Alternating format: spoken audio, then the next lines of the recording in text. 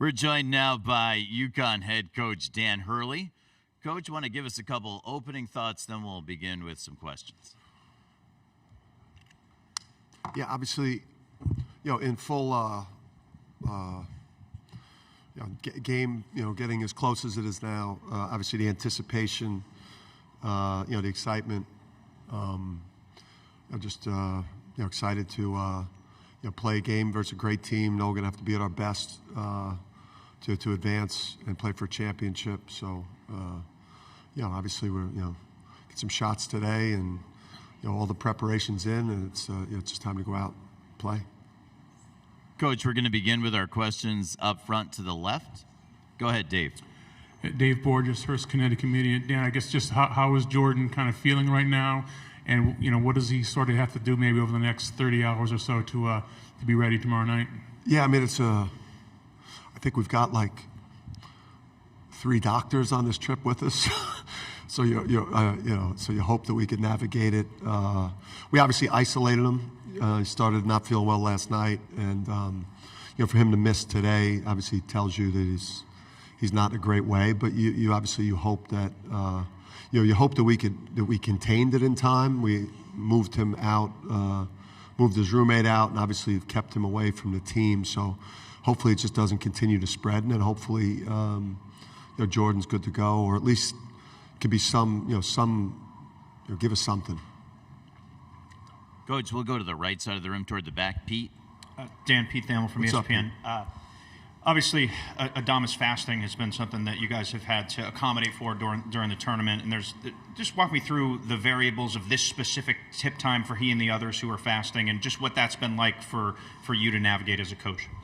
Yeah, for me as a coach, navigating it was more like panic, and I'm not very, I don't know much about diet, nutrition, and human performance, but we got great strength coach and athletic training that been able to get up with him early and get some food in him, and then obviously the late tip time helps us more. It was a bigger challenge out west because we were playing so early, and it was like really in the middle of him probably being at his weakest in terms of those things. So I think it's probably the tip time is best case scenario for us.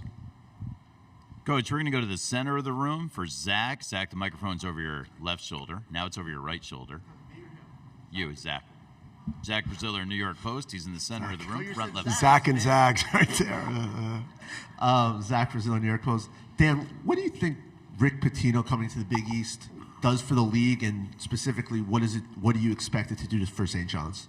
Yeah, I think I would say not just St. John's, but having a strong Georgetown and a strong St. John's means a lot. It's great for the league. Those games have been like, at best, quad 2 games, and at worst, quad 3 and 4 games, and programs of that stature in terms of the brand. It's important. It's just important for the overall strength of the league. I think it's going to make the games more exciting. There's going to be more eyeballs on it. Viewership's going to go up. Excitement for the games are going to go up. I don't think the league gets as much credit as it probably should get as being, one of the top basketball leagues in the country, top 2 or 3 every single year. But a strong Georgetown and a strong St. John's will help with that. You have a follow-up, Zach? All right, let's. What do you expect him to be able to do at St. John's? It's obviously a very tough job. Yeah, he should. It's got an unbelievable tradition and history, and you got MSG, and you have a basketball-focused conference that and obviously his background as a coach. I don't think it's going to take him long to have them potentially back in this tournament, especially with how quickly you can do things now. The portal. To the left, to the right of the aisle, it's going to be Dana on the back left microphone. That's a lot. Dana O'Neill with The Athletic. Dan, your players talked a little bit about they felt like since maybe the Big East from eased back on them a little bit in terms of the intensity. Did you have to did they have to earn your trust to get there, or is that a feeling that you just get because of how much is riding on every one of these games? Yeah, I think it does become there definitely becomes a trust thing when you really believe in the group, and they've shown you enough quality at both ends of the court and on the backboard, and you feel like they finally understand what your identity is. And you've been through so many of these wars together that generally I think when the calendar turns to March, you really begin to back off and just make sure you keep your team fresh.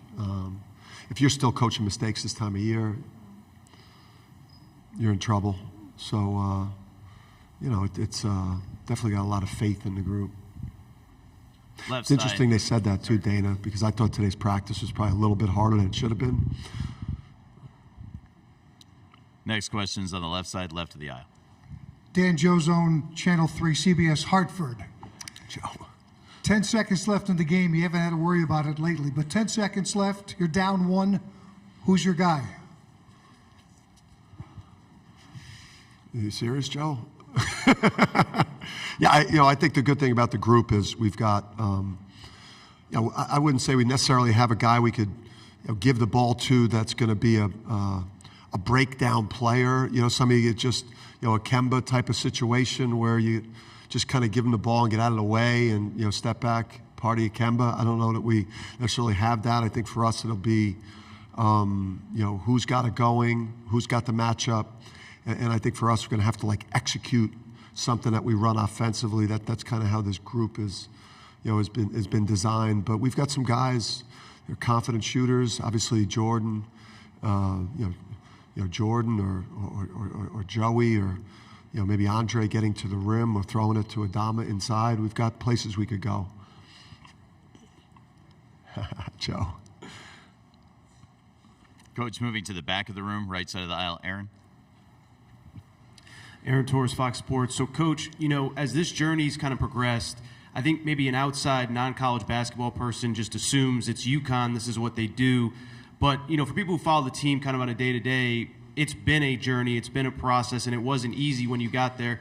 With no disrespect intended to anybody that was there before you, can you just quickly tell us how tough it was? Because the program was coming off the back-to-back losing seasons when you took over. Yeah, it's, it was a complete... there was not much of a foundation left in place. Again, I think you get that Ken Palm sheet, the first staff meeting to start talking basketball, and it says 170, and then you start looking at who was 165 and who was 172, and you're like, UConn shouldn't be in this neighborhood, and obviously it's culture, it's work ethic, it's talent, it's rebuilding the psyche, and while you're doing it, you're getting everyone's best shot. When you're rebuilding Rhode Island, no disrespect, you're not getting everyone's best shot. Even when we were down, and you have UConn across your chest, you're still everyone's. It's still a Super Bowl for the other coach and the other players because of the history and tradition. So while you're trying to make that climb back up the mountain, you're starting over. History and tradition doesn't help you win anything. It just probably makes your opponents want to beat you more, and it adds a little bit more pressure going into every competition. So I'm proud of how we've gotten here. This was pre-portal. This was pre-NIL, where you could just, back then you had to develop a culture, develop young players. You couldn't, a recruit had to believe in your vision. You couldn't necessarily purchase it. So yeah, I'm proud of how we've gotten here. We built a program, and we still continue to do it the same way. A majority of this team and a majority of our teams in the future, it'll all be young players coming in, developing, and then supplementing them from players from the portal that fit us, not the other way around. Right side of the aisle, Billy. Billy Witz with the New York Times. Dan, after the going out in the first round the last couple of years, it sounded like yesterday you had a serious self-evaluation of a lot of things in the program, or just the makeup of the roster and what you needed. Is that something that you would typically do every year, or was there maybe a heightened level of urgency of like, listen, if we're going to not repeat this every year, we really need to have a deeper examination of what got us in this situation. Normally I would take a couple of days off and be away from the team and take probably more time to think things through. But coming out of that New Mexico State game, again, the COVID year, back in that bubble, that was a different type of experience than you could possibly imagine if you weren't involved in that situation. So, that was, to me, a one-off situation. But I don't. Last year, we felt the flaws in roster construction, really, in terms of how we put the group together.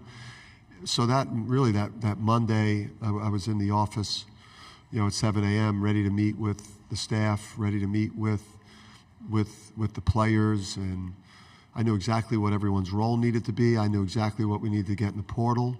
We had to get better offensively. We had to become more explosive from the perimeter. We needed more perimeter shooting, and I failed the team the year before by not constructing the roster properly. And I wanted to address that while it was fresh in my mind. So that's how we did it. The other coaches did not want me to do it. They thought I was too emotional to make decisions, but I knew exactly where we needed to go. Up front, just to the right of the aisle, Gavin. Gavin, Keith, New London Day. Dan, beginning of the season, you kind of questioned what your toughness was going to be like. How's that developed, and where is it now? Yeah, I don't know. I think listen, I don't know that this is like the toughest team I've coached, but I think it's a pretty tough team. I think it's a really hard playing team. That's part of our identity. Obviously, Andre Jackson gives you incredible toughness. No one plays harder than him. Adama Sanogo, he gives you incredible toughness. Yeah, but I do think this team, it's a balanced team. It's a team that's really good on offense, that has a lot of variety in what we do on offense. We've refound our identity defensively. And we are a really good rebounding team, one of the best in the country. So you know what? Now that I say all that, this is a really tough team, because you couldn't do all those hard things well unless you're really tough. So we'll go back to the center of the room. Zach? No more St. John's questions, I promise. Why were you so certain you knew so fast soon after? Why were you so certain you knew how you failed the team, and what was it, just based off one or two games? I mean, how did you know? Yeah, it's just you just knew how hard it was at times for us to score because of spacing. Spacing in different positions didn't give Adama, the room to operate in the post. There weren't driving lanes. We weren't able to just play with as much skill as we play with right now, and you felt it. That semifinal loss to Nova, where we just couldn't play well enough offensively, and I don't know how many points we scored in that New Mexico State game, but I know it was painful to watch, and it was my responsibility. And so really roster construction and getting the right personalities in your locker room is critical too. Those are the two things you learn, I think, every year on this job, and get better every year.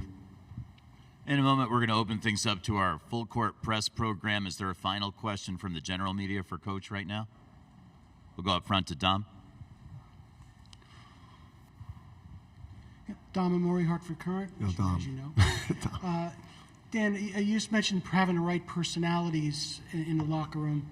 How would you describe or define the vibe of this team right now going into this game? Maybe how it's changed from a few weeks ago, is it almost like the optimum of what a coach wants in a vibe? Yeah, I think these guys are competitors. Come to UConn to do big things. It's a group that has a lot of confidence right now, but has that strong respect for our opponent, Miami. But also has that mentality where we know the quality that we could get to on the court when we're at our best. defensively, rebounding, being the hardest playing team, and then, moving that ball offensively. It's just the group is very confident. And then just when you have guys like Andre Jackson and Donovan Clingan and Joey, it's a Caravan and Adama. It's a live group. I mean, the guys they got a great vibe. Joey brought some of the California vibe, so that's good. The UConn locker room remains open for student-athlete availability, and as we welcome in Andre Jackson Jr., we're now going to move to a question and answer period for Coach and for Andre with the full court press program. So that's for our journalists with the black lanyards for the next 15 minutes. If you have a question and you're from our full court press program, raise your hand. We have a couple in the back. Let's go just a couple chairs in right there. Coach Sam Calhoun. This matchup with Miami features really great guards on both teams, and Miami's got those three guards for Miami. They're three of the top 6 scorers in the NCAA tournament. How are you preparing for those 3 guards who can score at such a high level? Yeah, Sammy. Prepare without a lot of sleep, man. I got to tell you, it's with Pack and Wong and Miller. It's the greatest defensive challenge we've had this year because it's the best collection of guards we will have faced. With Poplar, who's playing great, and then maybe the best rebounding physical center, that we've seen. So obviously, we've got to force them, to beat us more from the perimeter over the top. We cannot allow them, to get to the rim. We've got to avoid them, getting to the paint and to the free throw line as much as possible. You've got to keep them out of transition. We cannot have live ball turnovers. We got to make them score 5-on-5 in the half court versus us, and really shrink the court in places that we can shrink the court and be aggressive in places where we want to be aggressive. That same part of the room, Talia. Hey, Coach, Talia Goodman. With 3 of your players participating in fasting for Ramadan, how do you navigate that as a coach? And if it does at all, how does it impact your decision making? Yeah, I think, nice to meet you, Talia. I think it's, number one, I think it affects like how you maybe think about substitutions a little bit, with maybe trying to maybe not give Adama as long a run. But I think a lot of that just falls on, the medical staff, strength and conditioning, Coach Gavin. And again, like I said, we have 3 doctors here and like 2 trainers, so they should be able to figure it out. Continuing to take questions for Coach or for Andre, we're going to go to the right of the aisle. If this question's not for Andre, the next question has to be for Andre. Hey, Coach. Peter Rodriguez. So, beginning of the season, you guys started off really hot, faced some adversity in the middle of the season, but now in the tournament, kind of been one of the most dominant teams, throughout the games. How have you guys weathered that storm, and what's kind of been the key to that dominance so far? Yeah, we got a great locker room.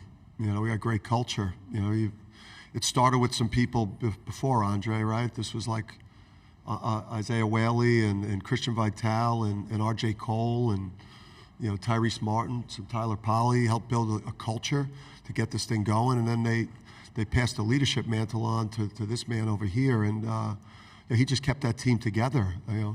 Andre's equal parts like lift people up and then also rip their what. I mean, he's a high level leader, and he's got all the tools in his bag. So this guy kept the locker room together. He kept the team together when we were struggling, and that's how we were able to come out on the other side. To the left of the aisle, question for Andre. Question for both Coach and Andre. John Morgan, SMU Daily Campus. So you guys entered the tournament as a 4 seed, having to knock out some higher competition, but since then, what's been a crazy tournament so far. See yourselves as the highest remaining seed, with some people calling you the favorites in this tournament. Has there been any sort of mindset shift in the locker room, or just looking to maintain that same mentality you've had all season? Andre. I still feel like we're the underdog. I feel like we've been that the entire year. I feel like we came into the season and a lot of teams, a lot of people just underrated us, and we still play with that same chip on our shoulder. We're going to extend another question to the right of the aisle. Lindsay Plotkin, the Daily Texan. This is a question for both of y'all. How has the rest of the locker room and the rest of the players on the court picked up if there has been any slack from Adama and the other players that are fasting currently? Andre first. I think everybody is ready to just step up in whatever position that they need to. I think we got a lot of guys with a lot of experience, so everybody's ready to really step up whenever it's necessary. But I think Adama has done a really good job up until this point with fasting and also being able to play. So I think all the guys have done a great job of stepping up in their roles and in their positions. Coach, if you have anything to add, if not, though. Yeah, I think Andre said it. I think it's a group that stepped up for each other the whole year, and yeah. Let's go toward the back. 4 seats in. Coach, like you said, UConn's one of the toughest teams and one of the best rebounding teams in the country. You talked about Northside Amir being one of the best defensive rebounders UConn will face all year. How do you match Northside's physicality and ability to pull down boards while just being like 6'7"? Yeah, I mean, listen, if you stand upright against him, if you don't get real low leverage, he'll absolutely he'll bury you. I haven't seen a rebounder, go after the ball and track it and trace it and positional, and then he really attacks the ball like his life depends on it. So, obviously our centers have a tremendous challenge, Adama and Donovan. But then guards also have to get in there too. You have a chance to get down there and chip him and make it challenging for him to get to the ball with 2 people. You've got to take advantage of doing that as well. Continuing with questions for Andre or Coach. This is for our full court press program. Those are journalists with the black lanyards at this time. All the way back and all the way left. Let's raise your hand, make sure we can see you. Mantra Dave, Daily Texan. For both of y'all, again, in their last game in the Elite Eight, Jordan Miller had a perfect game, Christian Laettner level performance. What are y'all going to look to focus in on to make his life a little bit more difficult and kind of force him into taking some tougher shots? Yeah, listen, it's tough because he's a 3-level scorer. He's lefty, he's slippery, he's super skilled, and he could also really pass the ball. So you have to make his catches as difficult as you can, and show him a lot of different looks. I think against teams, when you get to this point, it's the best of the best could survive a tournament like this and get to a Final Four. So, we're gonna have to show, him multiple looks. One thing that he sees, for an extended period of time, he's gonna eat it up. So, we're just gonna have to mix things up and make things as tough as we can on him because he's a great player, and he's probably one of the most underrated players in the country. Andre, anything to add from a player's perspective? No. Thank you, Andre. Left of the aisle. Coach, you'll be playing a Miami team that's coming off of 2 very different styles of games. One against Houston, in which they were forced to shoot from the perimeter, hitting 11 threes. One against Texas, where they didn't make a 3 in the second half and only shot 8 in total. What type of game are you looking to get this Miami team into to help your team with a better chance? Yeah, obviously you go in with a game plan without getting into too many specifics. There's things that are relative to our identity. There's a style of play that we've established that, that we're going to stick to. Obviously, from a game plan perspective, you don't want to give up a lot of rim twos. They're an excellent driving team, and we can't foul them. We do not want to put them at the free throw line. So beyond that, I can't invite you all the way into. Yeah, I got you. Right of the aisle, 3rd row. Hey, Coach. Henry Huber, LSU Reveille. You're facing one of the more tenured coaches in the country, in Jim Larrañaga. Just what are your thoughts on him, and have y'all spoken at all prior to this matchup? Yeah, I've known Coach for a while. He's a Malloy guy and a New York City guy, and my dad, and obviously us being in basketball our whole lives, we've known him for a long time. I got a lot of respect for Coach and his career and the way his teams have played, and the fact that he's gotten to this Final Four multiple times in his career speaks to his quality. And I got to know him on Adidas trips when I was at Rhode Island, and he was obviously, with Adidas as well, and we developed a friendship, and and he's been good to me in my career. So obviously, we want to beat each other's brains in, but obviously, I have a big amount of respect for him. Toward the back of the room, right of the aisle. Hi, I'm Hannah O'Gara, and this question is more for you, Andre. You guys have obviously been dominating this tournament. You steamrolled through Gonzaga. So do you feel like there's been a different energy or different routines for this tournament, or do you feel like you've just hit your stride as a player? I think we all hit our stride, and we all understand what's behind it. We all know that you lose one game and your season's over. So we're playing with a desperation that it's like nothing we've played before. So every single time we go out there, we know it could be our last. So really trying to do every single thing possible to really stay out there on the floor and continue this ride with each other. Next question comes from the right side of the room, 4 rows back. This is for Coach. Coach, you've had 5 years of experience playing college basketball. Do you use the experiences that you had to try and help the players, share some stories that you had, and also you had family, so can you tell me if you use some personal experiences to help the players? Yeah, no, great question, man. I think a lot when I coach the guards, and when I give them little bits of things to look for that I saw as a player. When you grow up as a point guard and your dad's a Hall of Fame coach, and your brother's a 2-time national champion and 7th pick in the draft, who's one of the all-time, Kamani argues with me on this, but my brother's the greatest or most decorated point guard in college basketball history, if not the greatest. So just being in that household, you pick up a lot of, the intricacies of great guard play or understanding the game in general. I try not to draw on too many of my experience as a player. I try to draw maybe a little bit more on just my experience as a coach. I've been a coach for a long time now, almost 30 years. So, yeah. And my brother, I asked him just a little bit on the way out. I asked Bob about the Final Four, just going from his freshman year when they played UNLV was the last year they played it in an arena, and then that following year was in the stadium or the dome, in Indy. Just what that difference was like. So. This question and answer period has maybe 1 more minute, and it's for the full court press program. That's those journalists with the black lanyards on. Is there another question from full court press? Let's go right back here, and maybe we'll wrap things up after that. Andre, just want to hear what's your favorite thing about Coach?